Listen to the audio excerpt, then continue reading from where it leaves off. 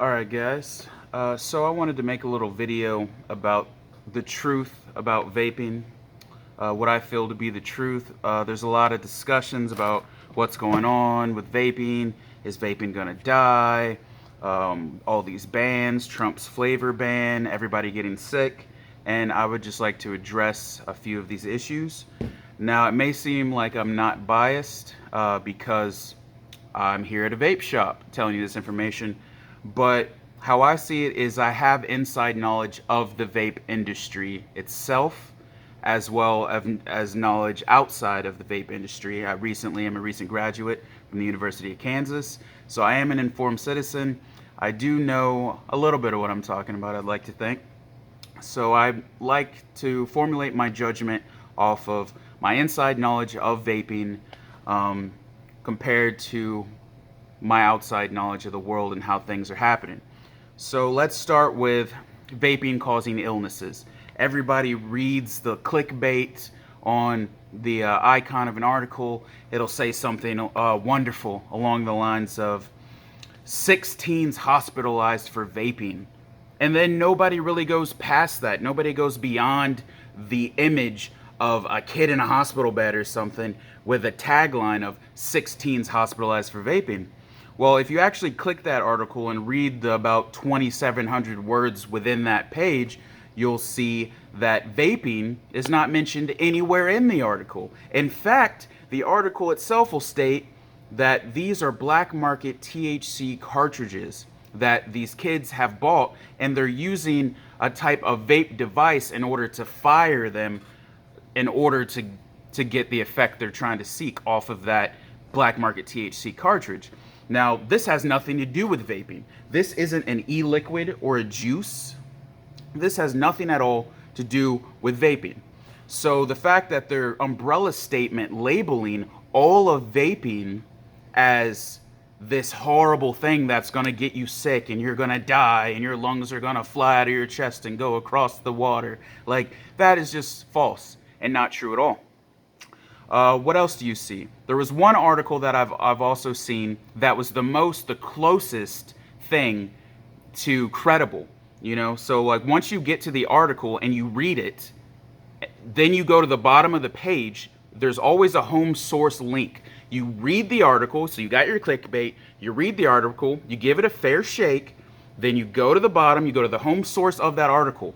Is that news avenue itself, is that a credible source of information? Is it The Onion? Is it for satire? Or is it like a MSNBC, a CNN, a Fox News? Is it a credible avenue for information?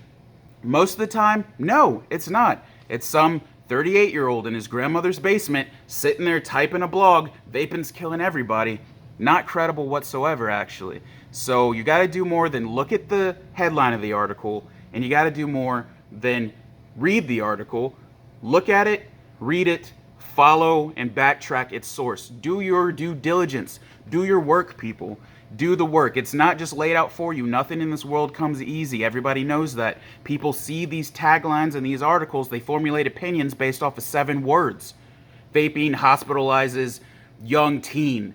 And then you're just like, oh, vaping's terrible, but you're not even giving it a fair shake. Look at it from both sides. Is it true? Is it not true? Can you determine one or the other for yourself? Well, find the gray area. What do you believe to be true and not true of each side? That's up to you. You have to do your work. One article that I read was a girl who was hospitalized, and it said 18-year-old girl hospitalized for vaping. I read the article. In the article, she had been vaping for over 4 years. So she started when she was 14, because if she's 18 now in the hospital, she was vaping since she was 14, which means her parents were buying her these nicotine products as a child, essentially. She's 14 years old. So they're buying them for her. She's been vaping for 4 years consistently, and now at 18 she's hospitalized. So a young teen hospitalized? Like, that makes no sense. There's holes within all these stories. It was the one story that was credible enough based on vaping. Now, me personally, I'm allergic to cats. Not everybody's allergic to cats. Everybody's got their own thing out there, guys. People have peanut allergies. People are allergic to all different types of stuff. There's nothing like, for the other side of it, she could have gotten a bottle of juice, been allergic to the vanilla extract in it or whatever have you, and boom, there you go. She's sick out of nowhere. She's forming something in her body, her lungs, whatever it is. There's different things with different people. Everybody's different, you know what I mean? So just to like blanket umbrella label all of vaping as something, that is just absurd and insane. Like, you should not do that. That is just like saying all black people this, all white people that, all Hispanics this. You can't just umbrella an entire culture, group, or people or thing as one thing because one thing happened.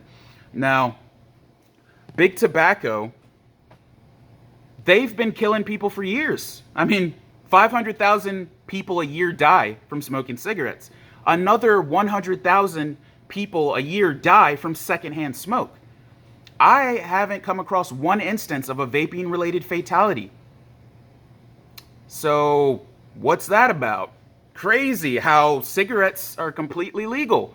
Alcohol, completely legal. Kills people daily like crazy. Drunk driving accidents, underage drinking, alcohol poisoning, liver failure, lung disease, all kinds of problems from these perfectly legal products. But you want to attack vaping? That just blows my mind. Is it maybe because like $5.4 billion a year is what the vape industry takes away from big tobacco? Could it possibly be these giant numbers of money that are being removed from your pockets, big tobacco? Another thing, not only do $5.4 billion a year get taken away from big tobacco, Juul. People are going after Juul now. We personally don't carry Juul here in our shop. We can't stand by it. It's almost like the enemy, you know? It's almost like a snake in the garden kind of thing.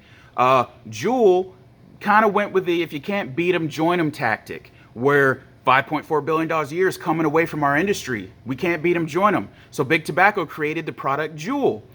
And I guess Juul's making people sick now, and so people are attacking vaping. Once again, everybody's attacking vaping. When it has nothing to do with all these flavors or all these devices, people start attacking vaping. Nobody should be surprised that they're getting sick off of smoking or vaping. Pretty much vaping. I'll give it vaping. I'll give Juul that. Vaping, Juul. It's a tobacco product. Tobacco products have been killing people for eons. Since tobacco's been around, you've got mouth cancer, lung disease, emphysema, heart problems, respiratory failure, heart palpitations. You've gotten just a slew of problems caused by big tobacco. And then they come out with another avenue to get you to recoup some of the money in which they've lost to the vape industry. They join in and create a subpar product, such as the Juul, and then that's making people sick, and then everybody's like, oh, it's vaping. It's vaping. Vaping's killing people. It's making people sick. It's really not. Big Tobacco's been getting people sick and killing them off for eons. It's what they do. So why are people surprised that a Big Tobacco product such as Juul is making them sick? I'll wait. I'm not shocked. Are you? This is insane, people. I have customers come in all day long. 80-year-old women, older people, young people, all of legal age to come in. Every last one of them gets ID'd and carded, guaranteed. Every last one of them. So this new flavor ban that Trump's trying to do, ridiculous. Why? All of these juices get taxed. This is money that goes straight to the government. Nicotine tax. Every bottle has a certain amount of money that is kicked back per size. 30 mil, 60 mil, 100 mil, 120 mil. Every bottle, 10 mil, gets taxed. Say our location does $2,000 a day. Say that. Say that's about, I don't know, that's 2,000 is a little expensive, but say it's like 42,000 a year just in taxes. That's our one location. We have, say, 30 locations nationwide. That's just one company. What about all the other companies? Within a 2-mile radius of me, there's 5 other competing companies. How many stores do they have nationwide? And they're each individually kicking back $42,000 a year. Now times that by all of the stores in the entire United States. That's a lot of damn money. That's a lot of damn kickback and tax revenue going back to the government for, I don't know, schools, roads, cleanup crews, refurbishments of entire urban areas. These are all things we need. Community youth centers, everything. everything. So you're telling me the government's going to want to miss out on all of this tax revenue to ban flavors? But what's their justification? Let's look at that. Well, they say it's because kids, the flavors appeal to children. Go ahead. So with that being said, what doesn't appeal to children, right? Shiny objects, smoking, everything, right? So say we have a flavor called Cinnamon Toast Crunch, and it's just called Toast Crunch, right? I'm a grown man. I had a bowl of Cinnamon Toast Crunch this morning. So that means when I get to a certain age, I stop liking cereal because it appeals to kids? We just went through this. You have to be legal in order to walk through these doors and purchase anything. So it doesn't matter what appeals to children or what doesn't. They don't know what's inside this establishment because they can't come in here. They can't come in here and ask any questions, get any help, receive anything. I won't sell them a bottle of water. That's how serious we are. So the fact that it appeals to kids, everything appeals to kids. Driving, smoking, doing drugs, they're all hospitalized apparently. You can see how it appeals to them. But you're telling me that if you take away the flavor ban, or you take away the flavors, kids are going to stop finding a way to get what they want? You can make juice. If you got vegetable glycol, vegetable glycerin, flavoring, and nicotine, you've got a bottle of juice. Oh, I want strawberry flavoring, my VG, and my nicotine. Boom, 3 ingredients. Now what's in a cigarette? Do we think about that? What about the preservatives they use to have a longer shelf life when they're putting their cigarettes on the shelf? All right. What about all the pesticides they spray the tobacco plants with as they grow so they don't get infested with bugs? What about the paper? Just the paper alone around the cigarette is like lighting a piece of paper and inhaling it.